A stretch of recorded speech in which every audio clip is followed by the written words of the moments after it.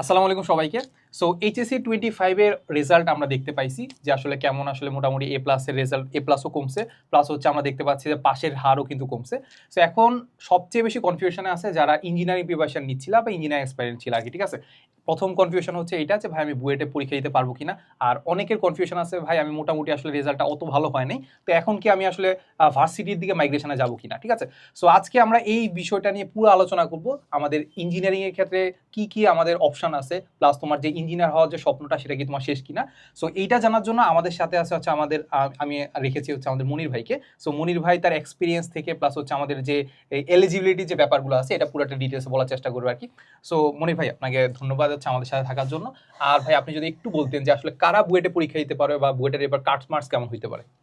আচ্ছা, অ্যাকচুয়ালি বুয়েটের কাট মার্কসের আগে যেটা দরকার সেটা হচ্ছে এটা জানা যে কতজন পরীক্ষা দিতে বসতে পারবে। সো সাধারণত বুয়েটের প্রিলিতে আমরা জানি যে প্রায় 24,000 জনকে বুয়েট অ্যালাউ করে পরীক্ষা দেওয়ার জন্য। সো প্রিলির জন্য বুয়েট ম্যাক্সিমাম যেটা অ্যালাউ করবে সেটা হচ্ছে 24,000। সো 24,000 জন সর্বোচ্চ, এটা হচ্ছে ম্যাক্স। এটা বুয়েটের সিদ্ধান্ত অনুযায়ী কমে 20,000ও হতে পারে, এটা সম্পূর্ণ বুয়েটের এখতিয়ার। সো আমরা এখানে বলতে পারবো না বুয়েট কেন এবার 24,000 জনকে পরীক্ষা দিতে দিল না। সো সর্বোচ্চ ক্যাপাসিটি অনুযায়ী বুয়েট 24,000 জনকে প্রিলি দিতে বসাতে পারবে, এবং এর মধ্যে 12,000 জন যদি সকালে পরীক্ষা দেয়, বিকালের সেশনে পরীক্ষা দিবে আরও 12,000 জন। এর মধ্য থেকে রিটার্নের জন্য এই 12,000 থেকে 3,000 উন্নীত হবে, আর এই 12,000 থেকে 3,000 উন্নীত হবে। তাহলে এখন তোমরা যারা প্রিপারেশন নিচ্ছ, তোমাদের প্রথম টার্গেটটা হচ্ছে যে এই যে প্রথম 24,000 জনের মধ্যে তুমি ঢুকতেছো কিনা এটার একটা অ্যানালাইসিস করা। যারা জিপিএ 5 পাইছো তারা অ্যাকচুয়ালি কোনো রকম অ্যানালাইসিসে না যে চুপচাপ তোমার প্রিপারেশনটা জারি রাখো। কেন? কারণ হচ্ছে তুমি ওই এক ইঞ্জিনিয়ারিংয়ের প্রিপারেশনে তুমি কিন্তু বুয়েট, সিকে রুয়েট মানে রুয়েট, কুয়েট, চুয়েট, তারপর IIT, MIST, SUST, Bangladesh university of textiles একটা প্রিপারেশনে কিন্তু হয়ে যাচ্ছে। সো তুমি ইনশাল্লাহ কোথাও না কোথাও পরীক্ষায় বসতে পারবে। কেন? কারণ জিপিএ 5-এর সংখ্যা কম। সো সায়েন্সে ওভারঅল জিপিএ 5 কিন্তু যেহেতু কমে গেছে, সেহেতু কোথাও না কোথাও তোমার পরীক্ষা দেওয়ার অপশন কিন্তু আছে যদি তোমার জিপিএ 5 থাকে। সুতরাং যাদের জিপিএ 5 আছে আমি তাদেরকে রেকমেন্ড করব ইঞ্জিনিয়ারিং প্রিপারেশন থেকে সরার দরকার নাই। আর এই ক্ষেত্রে ভাই যদি আপনার ওই যে নাম্বারের যে প্রেফারেন্সটা কত থাকতে পারে ভাই পিসিএম এ? এইটা আসলে আমরা তো বলতে পারবো না, কারণ এটা কিভাবে মানে হচ্ছে আমি যদি একটু প্রসিডিউরটা বলি। আমরা যেটা জানি বুয়েট যেটা করে সেটা হচ্ছে শিক্ষা বোর্ডগুলোর কাছ থেকে তাদের সকল নাম্বারের ডেটা নেয়। ওরা নাম্বারের ডেটা নিয়ে ওরা অ্যানালাইসিস করে যে আমরা কত মিনিমাম রিকোয়ারমেন্ট আস্ক করলে বাচ্চাদের কাছ থেকে এই পরিমাণ রেসপন্স পেতে পারি। সো বুয়েট কিন্তু অন্ধের মতো একটা রিকোয়ারমেন্ট দেয় না। বুয়েট সবসময় যেটা করে সেটা হচ্ছে শিক্ষা বোর্ডগুলোর কাছ থেকে তাদের ডেটাটা নেয়, সমগ্র ডেটা নিয়ে ওরা অ্যানালাইসিস করে যে এই বছর কি রিকোয়ারমেন্ট দেওয়া হলে ওরা মোটামুটি 20 থেকে 24,000 পরীক্ষার্থী পেতে পারে। সো আসলে এইটা বুয়েট শিক্ষা বোর্ডের কাছ থেকে যেহেতু ডেটাটা পাবে, আমার মনে হয় এই ব্যাপারে ধারণা না করাটাই উত্তম। দেখা গেল আমরা একটা ধারণা করলাম, একটা বাচ্চাকে হয়তোবা সেটা ভুল আশা দেখানো হবে। সুতরাং আমি বলবো যে সার্কুলার হওয়ার আগ পর্যন্ত যার জিপিএ 5 আছে সে প্রিপারেশনটা নিতে থাকুক, আল্লাহ ভরসা। এক্স্যাক্টলি। সো আমরা যদি একটু রিসেন্ট ডাটাও যদি খেয়াল করি তাহলে আমি যদি বলি আমাদের সময় কত ছিল, আমাদের সময় 90% ছিল, কারণ আমাদের অটো পাস ছিল। সো এখানে মোটামুটি নাম্বার বেশি ছিল। এরপরে যদি আমি চিন্তা করি যে 21-এর দিকে কাইন্ড অফ হচ্ছে 92 ছিল, তারপর হচ্ছে 22-এর দিকে ছিল হচ্ছে 91, কারণ প্রশ্নটা তখন দেখতে পাচ্ছিল শর্ট সিলেবাস, প্লাস হচ্ছে আমরা দেখতে পাইছিলাম যে আমাদের কোশ্চেন যেটা আছে এটাকেও একটা অপশন দিয়ে দিছে যে এই কোশ্চেনগুলোর মধ্যে কয়টা তুমি আনসার করতে পারবে, ঠিক আছে? সো এই হিসাবে আমরা দেখতে পাইছিলাম যে মোটামুটি 90-র উপরে ছিল। এর পরের বছর মানে 2023 সালে আমরা যেটা দেখতে পাইছি সেটাতে একদম 82-তে চলে আসছে। সো মোটামুটি দেখতে পাচ্ছ যখন কোশ্চেনটা মোটামুটি কঠিন হচ্ছে কিংবা ফুল প্রিপারেশনে পরীক্ষা হচ্ছে বা ফুল ফর্মে পরীক্ষা হচ্ছে, তখন দেখতে পাচ্ছি যে 80-র কাছাকাছি হলে হচ্ছে। সো এখন ভাই যেটা বললো যে তোমার যদি এ প্লাস থাকে তাহলে তো মোটামুটি তো পিসিএম এ তোমার 80% আছে। সো 80% থাকলে মোটামুটি ধরে নিতে পারো যে তোমার আসলে বুয়েটে তুমি পরীক্ষা দিতে পারবে, এইটা হিসাব করে তুমি প্রিপারেশন নিতে থাকো। আর বাকি অপশনগুলো তো আছে, ঠিক আছে? বাকি অপশনগুলো সম্পর্কে আমি বলবো। ভাইয়া ধন্যবাদ। আর এবার আমরা যদি একটু সিকিউরিটির কথা বলি, ধরে নাও যে তোমার এইখানে হচ্ছে এ প্লাস নাই, ধরো এ প্লাস আছে, তাহলে তো তুমি এটা প্রিপারেশন নিচ্ছ। এবার ধরে নাও যে তোমার এটা এ প্লাস নাই, তাহলে কি তোমার আসলে স্বপ্ন শেষ কিনা? চলো আমরা একটু দেখি যে আসলে স্বপ্ন শেষ কিনা। আমাদের কাছে অপশন আছে হচ্ছে সিকে রুয়েট। এখন দেখো নর্মালি আমরা যেটা বলি যে আসলে একদম বুয়েট সব তো একই ভার্সিটি ভাই, মানে জাস্ট সব তো ইঞ্জিনিয়ারিং ভার্সিটি, জাস্ট বুয়েট যা ঢাকাতে আছে, বাট হয়তো বা একটু এক্সট্রা ফেসিলিটিস পাবা, এর বাইরে তো তেমন কিছু না। সিম্পলি আমরা যদি বলি যে সিকে রুয়েট আর বুয়েট সেম টাইপের মানে সেম ফেসিলিটিস পাবা। সো এখানে কাইন্ড অফ হচ্ছে কোনো একটা ভার্সিটিকে ছোট করা বা সেকেন্ডে নিয়ে যাওয়া, থার্ডে নিয়ে যাওয়ার কোনো অপশন নেই।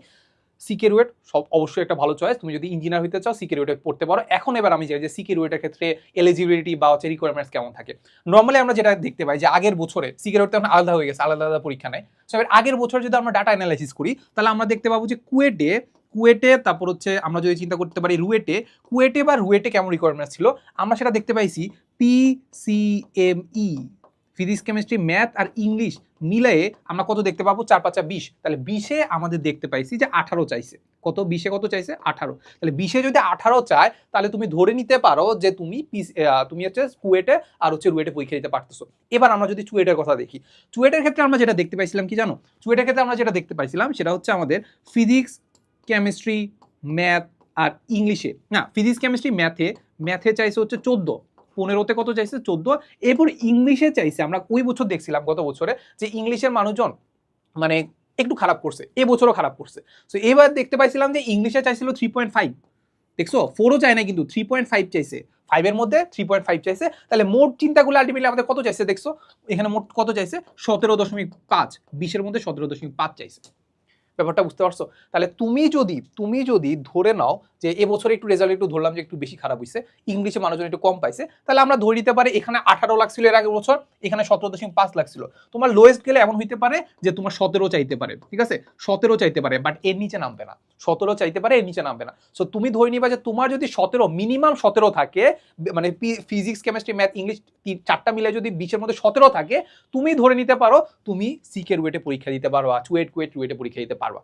ব্যাপারটা বুঝতে পারছো? তাহলে এটা যদি থাকে তাহলে তোমার ইঞ্জিনিয়ারিং প্রিপারেশন থেকে সুইচ করার কোনো দরকার নাই, সিকে রুয়েটের জন্য প্রিপারেশন নিতে থাকো। সিকে রুয়েট আর মেইনলি আমরা যেটা দেখতে পাই যে ইঞ্জিনিয়ারিং ক্ষেত্রে একটা সুবিধা আছে, কুয়েট সবগুলো প্রিপারেশন প্রায় একই রকম সেম টাইপেরই। তোমার দেখা যাচ্ছে কোথাও রিটেন পরীক্ষা আছে, কোথাও এমসিকিউ পরীক্ষা আছে, বাট এমসিকিউ যেগুলো আছে ওইগুলো আমরা দেখতে চাই রিটেন রূপেরই, সেম টাইপেরই কাইন্ড অফ হচ্ছে রিটেন জিনিসটাকে তোমাকে এমসিকিউ অপশন আকারে দেওয়া আছে, কিন্তু টাইম অফ সেম লাগে কিংবা হচ্ছে জিনিসপাতিও সেমই লাগে। তো ব্যাপারটা যেটা বুঝলাম যে আমরা যদি এই দুইটা ফিল আপ করতে পারি, সাপোজ আমি A+ পাইলে তো বুয়েটের জন্য বা সিকে রুয়েটের জন্য প্রিপারেশন নিব, আর যদি 17 থাকে তাহলে আমি হচ্ছে ইঞ্জিনিয়ারিং প্রিপারেশন বাদ দিব না। এখন বলো তোমার যদি 17 না থাকে তাহলে তুমি আসলে মানে কাইন্ড অফ হচ্ছে হতাশ হয়ে কি ইঞ্জিনিয়ারিং প্রিপারেশন বাদ দিয়ে দিবা? আমি বলবো যে এখনো তোমার স্বপ্ন আছে। যদি তুমি মনে করো যে তুমি আসলে ঢাকার ভিতরে থাকতে চাও তাহলে আমি বলবো যে তুমি আসলে ঢাকা ভার্সিটির প্রিপারেশন নিতে পারো। বাট নর্মালি যদি তোমার ইঞ্জিনিয়ার হওয়ার স্বপ্ন থাকে তাহলে আমি তোমাকে যেটা বলবো যে এখন হতাশ হওয়ার কিছু নাই, তোমার জন্য আরো অপশন আছে, ঠিক আছে? আরো অপশনের মধ্যে আমরা যেটা দেখতে পাই যে এমআইএসটির কথা চিন্তা করতে পারি। এমআইএসটির ক্ষেত্রে আমরা দেখতে পাই যে 18 লাগে, ফিজিক্স কেমিস্ট্রি ম্যাথে 18 লাগে, বাট এবার রিকোয়ারমেন্টসটা কমে 17 হইতে পারে, বাট সার্কুলার ছাড়া আমরা কিছু বলবো না, বাট তোমার যদি 18 থাকে কিংবা 17 থাকে তুমি এমএসটির জন্য প্রিপারেশন নিতে পারো, ঠিক আছে? এখন আমি তোমাকে একটা জিনিস বলি যে এমএসটির ক্ষেত্রে আমরা যেটা দেখতে পাই যে কম্পিটিশন অত বেশি হয় না, মানুষজন আসলে খুব একটা মানুষজন মানে এমএসটিতে মানে কাইন্ড অফ যে এটাতে একটু টাকা লাগে, অবশ্যই টাকা লাগে, এটা একদম পুরোপুরি পাবলিক না। এই কারণে দেখা যাচ্ছে এমএসটিতে মানুষজন খুব একটা ভর্তি হতে চায় না, বা প্রথম দিকে দেখা যায় যে যারা পরীক্ষা দেয় মেরিট লিস্ট দেখা গেছে যে 10-12টা দেওয়ার পরে হচ্ছে সিট ফিল আপ হয়, ঠিক আছে?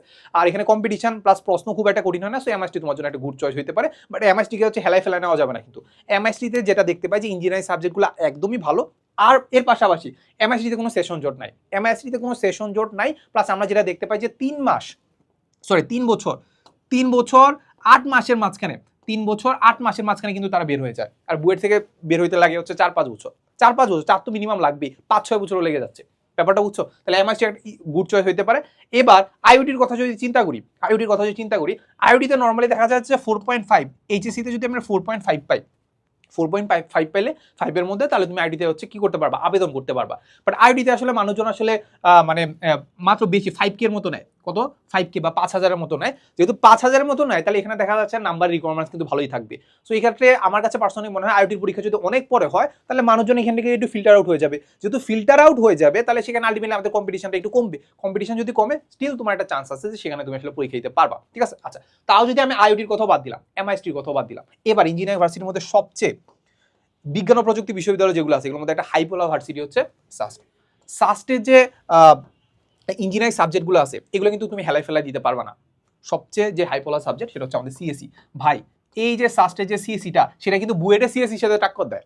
টক্কর দেয়, প্লাস হচ্ছে মানুষজন এটাই বলে ভাই বুয়েটে সিএসসি ভালো নাকি সাস্টে সিএসসি ভালো, আমি বুয়েটে সিএসসিতে পড়বো নাকি সাস্টে সিএসসিতে পড়বো। অবশ্যই তোমার মেইন চয়েস থাকবে অবশ্যই বুয়েট সিএসসি। এরপর যদি চান্স না পাও, বুয়েটের যদি পরীক্ষায় না দিতে পারো, তাহলে তোমার জন্য একটা ভালো চয়েস হতে পারে সাস্ট সিএসসি। আর সাস্টের জন্য আসলে রিকোয়ারমেন্টস বলি খুবই সহজ, খুবই সহজ। দেখবা কি জানো, তোমার হচ্ছে এসএসসিতে কত লাগে জানো, এসএসসিতে লাগে হচ্ছে 3, এইচএসসিতে কত লাগে জানো, এইচএসসিতেও মিনিমাম 3। আর এই দুইটা মিলে তোমার যেটা লাগে, এই দুইটা মিলে মিনিমাম 3 লাগে, এরপরে এই দুইটা মিলে 7 লাগবে। আমাকে বলো তো এসএসসিতে আসলে 4 পাওয়া তো খুব, মানে 5 পাওয়া তো খুব একটা কঠিন না। আমার কাছে পার্সোনালি মনে হয় এইচএসসি আর এসএসসি মিলে তোমার 7 থাকবে না, এটা কাইন্ড হচ্ছে একটা রেয়ার কেস। তোমার যদি এইচএসসি আর এসএসসিতে 7 থাকে, তুমি সাস্টের জন্য প্রিপারেশন নিবা। সিম্পল কথা, তুমি ইঞ্জিনিয়ার হইতে চাও, ইঞ্জিনিয়ারিং সাবজেক্টে পড়তে চাও, সাস্টের জন্য প্রিপারেশন নাও। সত্য কথা, এর চেয়ে সহজ, মানে এর চেয়ে সহজ না, পরীক্ষা প্রশ্ন অবশ্যই কঠিন হবে, বাট কম্পিটিশন তোমার যদি মোটামুটি ভালো লেভেলে কনফিডেন্স থাকে যে বা হয়তো বা এইচএসসিটা কোনো কারণে খারাপ হয়ে গেছে, আমি বলবো SUST is a good choice, SUST হচ্ছে তোমার বেস্ট চয়েস। কেন? কারণ সাস্টের ক্ষেত্রে অবশ্যই এক হচ্ছে রিকোয়ারমেন্টস এখানে নাই, প্লাস আরেকটা দেখতে পাই যে সাস্টের ক্ষেত্রে আমরা দেখতে পাই যে ভর্তি পরীক্ষার প্রশ্নটা একটু কঠিন হয়। তুমি ইঞ্জিনিয়ারিং প্রিপারেশন নিচ্ছ, ইঞ্জিনিয়ারিং থামাচ্ছ না, তাহলে তোমার প্রিপারেশনটা এমনি আপার লেভেলে আছে।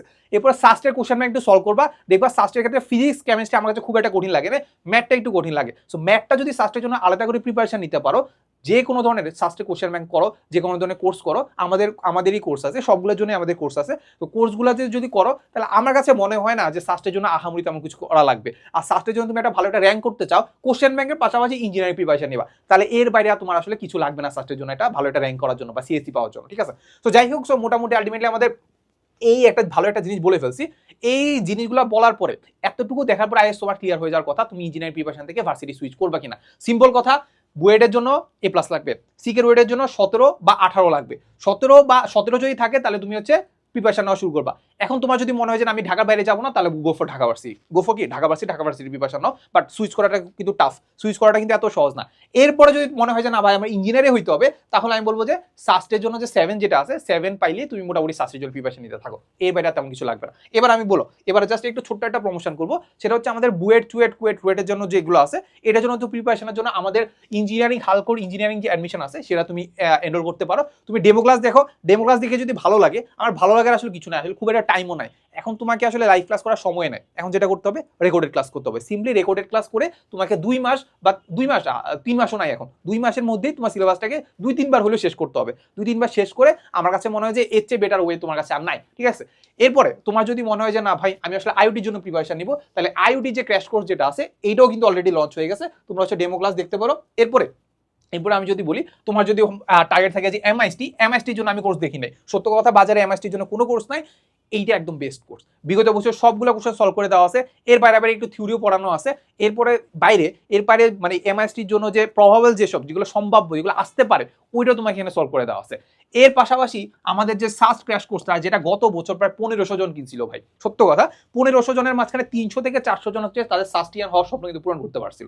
সো কমেন্টের ডেসক্রিপশনে সাস্ট এইটারও ক্র্যাশ কোর্সেরও লিঙ্ক দেওয়া আছে, সো তোমরা চাইলে এখনই এনরোল করে ফেলতে পারো। আর এই সবগুলোর জন্য আমি তোমাকে একটা কুপন দিয়ে দিচ্ছি, সেটা হচ্ছে আমাদের AD20 না, সরি আর একটু বড় একটু দেই, সেটা হচ্ছে কামব্যাক 25 এই কুপনটা ইউজ করলে তুমি পেয়ে যাওয়া ফ্ল্যাট 25% ডিসকাউন্ট। আগে AD20 তে 20% পাইতা, এবার কামব্যাক 25 এ 25% কিন্তু ডিসকাউন্ট পেয়ে যাবা, ঠিক আছে। সো এই তো, সো আর কিছু বলার নাই, কমেন্ট আর ডেসক্রিপশনে লিঙ্ক দেওয়া আছে। সো আজকে এনরোল করে ফেলো, আর যে কোনো একটাকে টার্গেট করে, যদি তোমার সবগুলো টার্গেট করতে হয়, সবগুলো টার্গেট নিয়ে সবগুলো কোর্স করে, বা যে কোনো একটা যেটাকে ভালো লাগে, যেটাকে কোর্স করে মোটামুটি কোশ্চেন ব্যাংকটা সলভ করতে থাকো। এতটুকুই হচ্ছে কথা। দেখা হবে নেক্সট কোনো ভিডিওতে, নেক্সট কোনো ক্লাসে। আসসালামু আলাইকুম সবাইকে।